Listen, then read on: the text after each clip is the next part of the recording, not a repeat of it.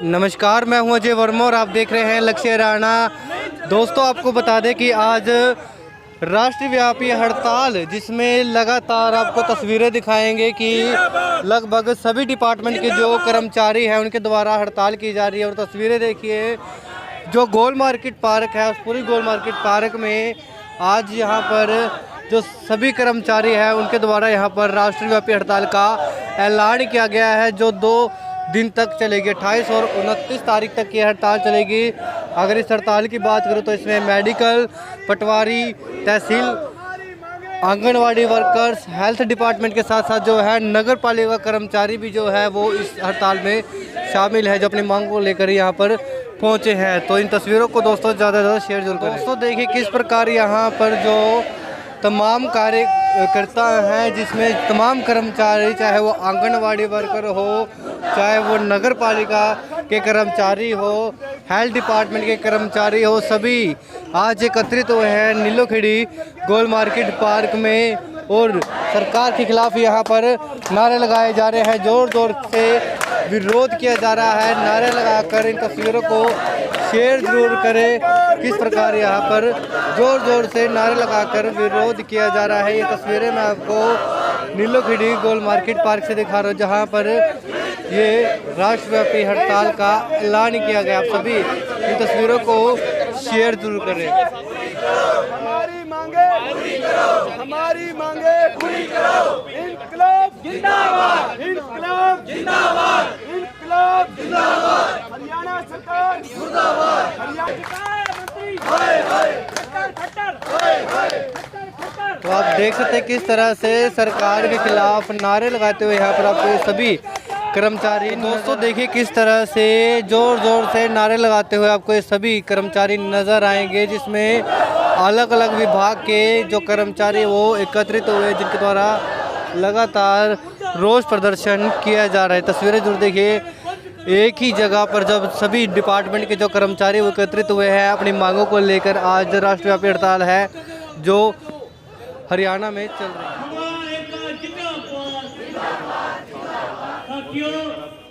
आज नीलोखेड़ी गोल market park में जो सभी सर्व कर्मचारी संघ के कर्मचारी है वो एकत्रित हुए हैं। पहले तो मैं ये बता दूं कि मैं सर्व कर्मचारी संघ का ब्लॉक प्रधान सुरेश कुमार। सबसे बड़ी जो मांग है वो तो पुरानी पेंशन बहाल करने के लिए है और कच्चे कर्मचारियों को पक्का करने के लिए है, क्योंकि जब से ये सरकार आई है एक भी कर्मचारी पक्का नहीं हुआ और पक्की भर्ती तो बिल्कुल ख़त्म है ही। इन्होंने तो ऐसा कर दिया कि जो निजीकरण है इसको इतना बढ़ावा दे दिया, जबकि ये सरकार जब दूसरी सरकारें थी तब इसका विरोध डट के करती थी, सड़कों पर लेट जाते थे भाई ये हम होने देंगे, जनता के ऊपर इनका बोझ है। और आज यही सरकार इतनी स्पीड से चली है, वो ऐसा था कछुए चाल रहे थे या खरगोश की चाल भाग रहे हैं भी। एक ही अगर इनका बस चले तो एक ही दिन में निजीकरण कर दे, तो निजीकरण का इतना बड़ा नुकसान है। आम कर्मचारी तो ये बात कह देता ना, आम लोगों के ऊपर ज़्यादा नुकसान है इसका। आप कह रहे हो कि प्राइवेट को सौंप दिया है डिपार्टमेंट, हाँ, ये कारण है? ये कारण ये ऐसा है कि चंडीगढ़ जो बिजली बोर्ड था तो 1100 करोड़ प्लस में जा रहा था और वो 500 करोड़ कुछ में बेच दिया है। तो ये निजीकरण ही और क्या है। तो जो चीज़ प्रॉफिट में है, सरकार को प्रॉफिट दे रही है तो प्रॉफिट में रहनी चाहिए। 2 दिन के लिए रहेगी? 2 दिन के लिए 28 और 29 के लिए। कौन कौन से डिपार्टमेंट के कर्मचारी इसमें शामिल हैं? इसमें पब्लिक हेल्थ, सरकारी हॉस्पिटल, स्कूल, नगर पालिका, polytechnic, PACS, fire brigade, anganwadi, ASHA worker, mid day meal और कानूगो और पटवार एसोसिएशन। कितने समय से ये धरने चल रहे हैं? धरने तो ऐसा है कि हमारा धरने का तो ये रिकॉर्ड जो उन्होंने बनाया है, अब इस सरकार में बनाया है, ये रिकॉर्ड ऐसे ही बनाएगी, क्योंकि आंगनवाड़ी वालों को, इनको बहनों को 110 दिन हो गए हैं, पर सरकार के टस से मत नहीं होती। नहीं तो इनको क्या देते हैं, वो एक आंगनवाड़ी है, आंगनवाड़ी वर्कर है, 3500 रुपये इनकी पे है। मतलब कहते भी शर्म आती है और सुनते भी शर्म आती है, पर इनको वो 3500 रुपये भी कई महीने नहीं मिलते। सरकार टच से मच नहीं हुई तो आगे की रणनीति क्या रहेगी? बिल्कुल रणनीति यही रहेगी कि हम जैसे अब बहनों ने हड़ताल की हुई है, आर पार की लड़ाई लड़ेंगे और टोटली इनके साथ सर्व कर्मचारी संघ और सीटू दोनों का पूर्ण सहयोग है। इनको कभी भी साथ की जरूरत पड़ेगी तो हम तैयार खड़े हैं। आगे भी हड़ताल अगर करनी पड़ी इनके लिए तो करेंगे हम। किया गया है, किस बात को लेकर ये धरना प्रदर्शन? देखिए, ये राष्ट्रव्यापी हड़ताल जो है केंद्रीय ट्रेड यूनियनों के आह्वान पर 2 दिवसीय हड़ताल है। प्रतिवर्ष सरकार जो फैसले लेती है उसके बारे में मज़दूरों की ट्रेड यूनियनें तमाम तरीके से सोच विचार करके लाभ और हानि को देखते हुए, खासकर समाज की मेहनत करने वाले की, उसको देखते हुए ये फैसला लेते हैं। 1991 के बाद केंद्र की सरकारों ने और राज्य की सरकारों ने नव उदारवादी नीतियाँ, जो नीतियाँ अमेरिका से प्रायोजित थी यहाँ पे, जिसके तहत यहाँ के जो हमने आज़ादी के बाद शिक्षा, स्वास्थ्य, सड़क, बिजली, पानी, खनिज, तमाम बंदरगाहें, यूनिवर्सिटियाँ, स्वास्थ्य को विकसित किया था, उसको निजी हाथों में देने का फैसला 1991 के अंदर वो सरकारों ने किया था। और 2014 के बाद मोदी सरकार जब सत्ता में आई तो इन्होंने ये वादे किए कि हम पक्का रोजगार देंगे, हम महंगाई दूर करेंगे, हम कर्मचारियों और मज़दूरों को सामाजिक सुरक्षा देंगे। और ये तमाम वादे, आप भी युवा साथी हो, आप देखोगे कि टेलीविज़न पे और बार बार इनकी सभाओं के अंदर घोषणा पत्र के अंदर हुए। लेकिन वास्तविकता क्या है? वास्तविकता आप लोग, हम लोग, ये समाज के लोग देख रहे हैं कि तमाम बहनें, तमाम ये आंगनवाड़ी आशा, मिड डे मील वर्कर बैठी हैं, ये 1 महीना काम करती हैं और हरियाणा स्तर पर इनकी अगर तादाद लगाएं 28,000 30,000 की बड़ी आबादी है। 28-30 हज़ार लोगों को पैसा ही ना दिया जाए और वो 28-30 हज़ार लोगों का पैसा उठा के मोदी सरकार किसी अपने दुमछल्ले को दे दे और ये कहे तू विदेश में जाके ज़मीन खरीद ले, तो ये सरकार नहीं है, ये लोकतांत्रिक सरकार नहीं है, ये भारतीय संविधान को मानने वाली सरकार नहीं है। ये जो आज़ादी के मूल्य थे हमारे देश को पालने के, सजाने के, संवारने के, संभालने के, वो नहीं है।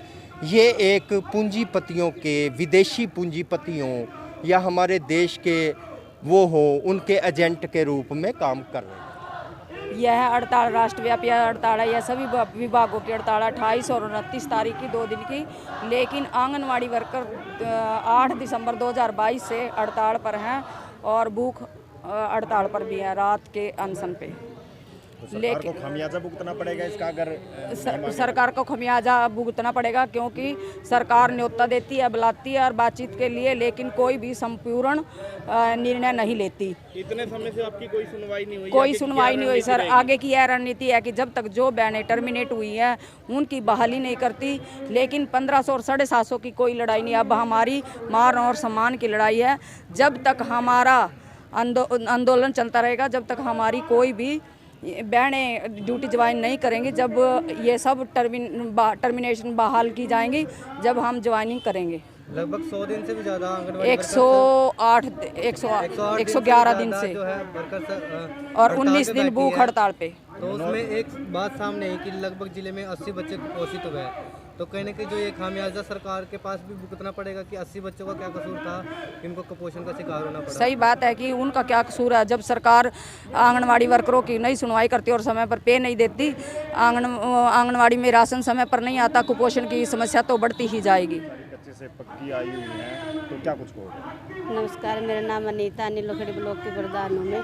मामा ना स्कूल में काम तो हमारे 8 बजे से 2:30 बजे से तक करवा हुआ, लेकिन काम इतना करवा, पे हमारी मिलनी नहीं है। 9 महीने हो गए इतने विज्ञापन करने के बाद। मनोहर लाल खट्टर तो ये भी कह रहे हैं नाजायज मांगे हैं। नहीं, नाजायज क्या है? पहले भी इनकी मीटिंग हो चुकी है हमारे साथ, पहले भी मीटिंग हो चुकी है सरकार की। मीटिंग तो है, फिर ये प्ले स्कूल में देने लग रहे हैं, बंद करने लग रहे हैं, क्या कि उसमें होने लग रही है। ये जो गरीब उसके बच्चे हैं, जो स्कूल में जिनके माँ बाप खाना टाइम पर नहीं दे सकते, हम उन बच्चे को खाना देना करना तो चाहिए ना, 2 टाइम का, यूँ 1 टाइम का यूँ भी ठेके पे देने लग रहे हैं। 9 महीने हो गए, 9 महीने से मिल गई। फिर हाँ, 9 महीने में अब धरना धरने के बाद जब ना नगर गए, चंडीगढ़ गए, पंचकुला गए, उसके बाद तब जाके हमारे को सैलरी मिली है। वो भी 7 महीने की आई है, 2 महीने की फिर भी रह रही है। आस और विश्वास है सरकार पर? नहीं है। क्या मांगे हैं जिस प्रकार से आज ये हड़ताल चल रही है? हम ग्रामीण सफाई कर्मचारी को मैं जिला प्रधान जोगिंदर सिंह। हमारी ये मांग है कि हम 14 साल से गांव के अंदर काम कर रहे हैं कि सरकार हमें पक्का किया करो। जब तक हमारी मांगे नहीं पूरा करती है और हमें पक्का नहीं करती है तो हमारे को कम से कम 24,000 रुपये न्यूनतम वेतन दिया जाए